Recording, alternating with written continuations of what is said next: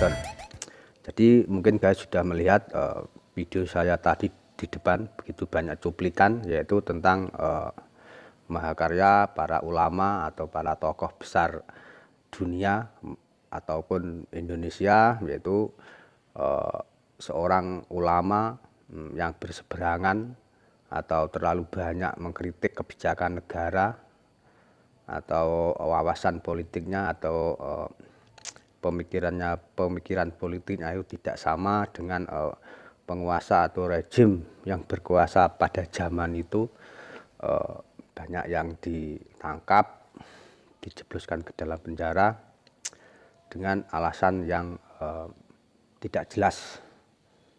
Bahkan ada yang dipenjara tanpa melalui mekanisme pengadilan.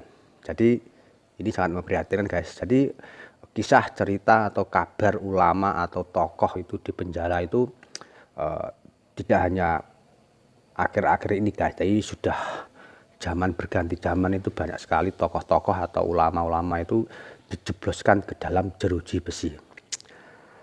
Tapi walaupun begitu para tokoh atau para ulama ini tidak menghilangkan karismatiknya atau tidak pupus atau tidak berhenti daya kritisnya dalam menyikapi kebijakan-kebijakan negara, tetap mengontrol penguasa. Jadi mengapa para ulama-ulama selama ini atau sepanjang dari masa ke masa itu banyak dijebloskan ke dalam penjara guys. Jadi seperti kalau di Indonesia itu Buya Hamka ya, ataupun Ibnu Taimiyah ataupun Imam Kambali, Imam Hanafi, bahkan yang jadi dan masih banyak lagi para tokoh-tokoh atau ulama itu karena terlalu kritis atau terlalu keras dalam menyikapi kebijakan negara dan akhirnya tanpa alasan yang jelas ataupun bahkan tanpa proses mekanisme pengadilan itu dijebloskan ke dalam penjara. Jadi dari zaman ke zaman itu begitu banyak ulama-ulama itu dipenjara oleh penguasa saat itu. Hanya karena beralasan tidak seirama atau tidak sejalan kebijakan negara atau kebijakan penguasa ataupun cara pandang politiknya. Jadi kalau guys baru-baru ini atau guys yang hidup di generasi saat ini mungkin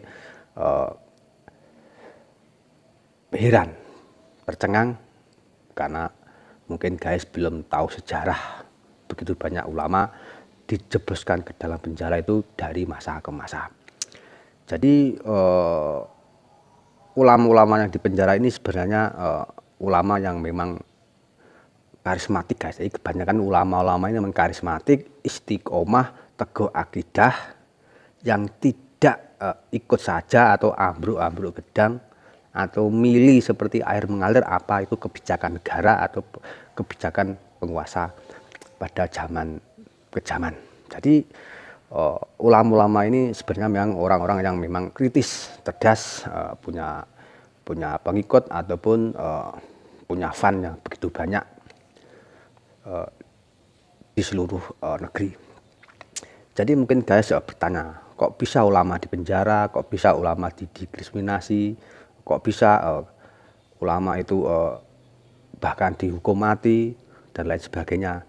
Mungkin guys bertanya-tanya apakah salah mereka, apakah kesalahan mereka, dan tentunya kalau kita atau guys itu tidak mengikuti perkembangan zaman atau tidak mengikuti sejarah dunia, itu mungkin akan ikut saja atau bahkan kalau orang di penjara itu atau ulama di penjara itu mungkin saja melanggar hukum, baik hukum positif maupun hukum negara. Jadi sebenarnya kalau saya menilai, kalau saya mengamati ulama-ulama di penjara itu sebenarnya hanya karena politis guys. Jadi kebanyakan lebih dari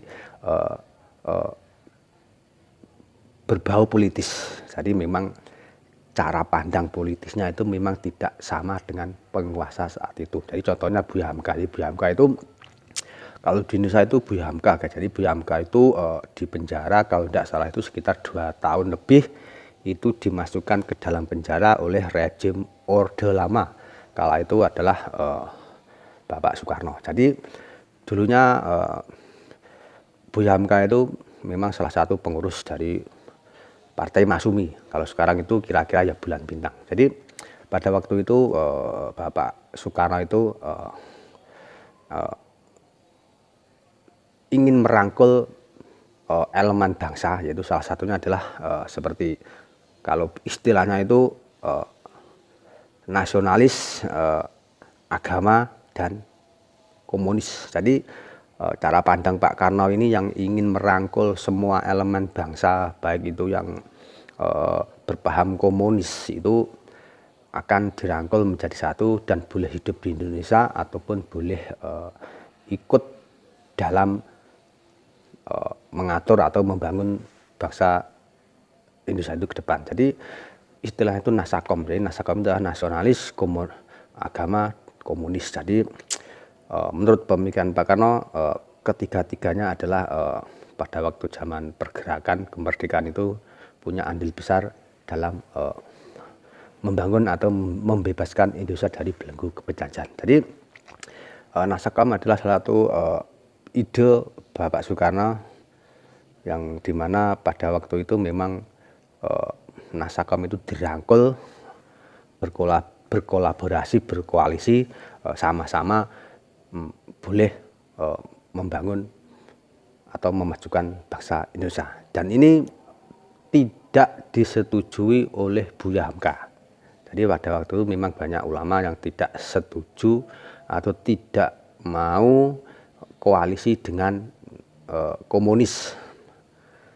Walaupun juga banyak ulama-ulama itu yang mau ikut berkoalisi dengan komunis. Jadi mengapa kok seperti Buya Hamka dan lain sebagainya itu tidak mau koalisi dengan komunis? Karena memang dilihat dari paham atau ideologi itu memang tidak sejalan dengan Buya Hamka, khususnya dan umumnya itu mayoritas masyarakat Indonesia yang religius Islam. Jadi kalau kita mengacu pada Sila 1 Ketuhanan Yang Maha Esa atau Undang-Undang Dasar 1945 tentang agama yang mengatakan bahwa semua warga negara itu wajib harus mengakui adanya Tuhan. Jadi kalau komunis itu boleh hidup di Indonesia, secara legal boleh mendirikan partai dan secara legal boleh duduk baik di parlemen maupun di eksekutif. Nah, itu tentunya sangat tidak sesuai dengan semangat, falsafah, pandangan atau ideologi bangsa Indonesia, dan ini diprotes secara keras oleh Buya Hamka yang tidak ikut saja apa itu kebijakan penguasa saat itu. Jadi kita orang yang pernah tentunya makan bangku sekolahan, kita orang yang berpikir cerdas, tentunya kita bisa menimbang, menyaring, menilai apa atau siapa yang benar. Jadi kebijakan Pak Karno ataupun penolakan Buya Hamka pada waktu itu. Jadi memang begitu banyak ulama itu di penjara atau diskriminasi itu memang kebanyakan itu memang terlalu keras mengkritik kebijakan negara atau tidak sejalan dengan kebijakan politik penguasa saat itu. Jadi ini ada sebenarnya hal yang sangat lumrah, umum dan biasa. Jadi kira-kira atau menurut pemikiran saya, jadi kalau ada orang atau golongan atau kelompok itu istilahnya itu ngeriwuti, istilahnya itu mengganjal setiap penguasa saat itulah. Tentunya para penguasa saat itu atau penguasa pada zaman ini itu yang menguasai segalanya, jadi menguasai pemerintahan ataupun menguasai aparatur negara, aparat, tentunya bagaimana mencekal atau membungkam orang-orang yang kritis atau orang-orang yang setiap saat itu bisa menggulingkan kekuasaannya. Dan tentunya dicari berbagai alasan bagaimana bisa membungkam ataupun bisa memenjarakan para ulama-ulama yang kritis istiqomah ini. Jadi sebenarnya ini hal yang biasa. Jadi di sini kalau kita itu hidup di generasi sekarang itu, kalau ada ulama di penjara, kok ada ulama yang tidak di penjara, ya memang ulama-ulama yang di penjara itu biasa memang ulama-ulama yang kritis, teguh akidah, orang-orang yang memang ingin kedepannya itu bangsa dan negara itu lebih baik, tentunya dalam tatanan atau dasar-dasar agama Islam. Jadi ada ulama yang dipenjara dan ada ulama yang tidak dipenjara lah. Biasanya ulama-ulama yang tidak dipenjara atau ulama-ulama yang tidak keras kepada penguasa atau tidak mau mengkritik kepada penguasa, memang rata-rata memang biasa ulama-ulama yang cari aman. Jadi ulama-ulama yang tidak mau repot atau ulama yang tidak mau sengsara, bahkan dia ikut kebijakan negara walaupun itu menyimpang dari real Islam, dan tentunya bagaimana bisa dengan dekat dengan penguasa, tentunya dia akan menikmati kue jabatan. Jadi apakah ulama-ulama ini di penjara itu hilang karismatiknya ataupun dijauhi oleh umatnya? Dan tentunya atau kebanyakan selama ini itu tidak. Jadi semakin dia di penjara, tidak mengurangi karismatiknya atau dijauhi oleh umatnya, bahkan menambah karismatiknya. Banyak ulamanya, banyak umat yang semakin sayang kepadanya. Dan ini bahkan para ulama-ulama ini apakah di dalam penjara itu dia mati ide atau mati perjuangan? Tidak guys. Jadi walaupun di luar penjara dan di dalam penjara, para ulama-ulama ini tetap berjuang meski di dalam penjara. Dan contohnya Buya Hamka, walaupun dia di penjara bertahun-tahun, ternyata dia malah menciptakan satu mahakarya, yaitu salah satu karya mahakarya terbesarnya adalah yaitu Tafsir Al-Asyar, yang sampai sekarang itu tentunya menjadi pedoman atau menjadi kurikulum atau bacaan generasi-generasi dari zaman ke zaman. Dan ini sangat luar biasa. Walaupun dia di penjara, walaupun dia didiskriminasi oleh ulama, oleh penguasa, dia tetap bisa berjuang atau berbuat banyak demi kebaikan umat. Jadi ini salah satu contoh guys.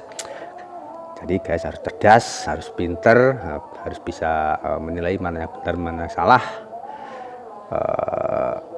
Jangan sampai guys salah menilai.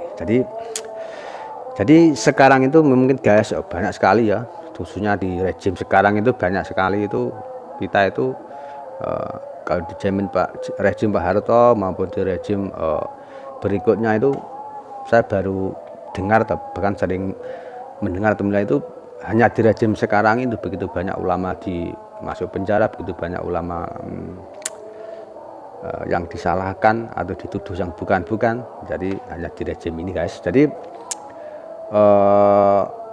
tentunya kita semua prihatin bagaimana situasi sekarang ini.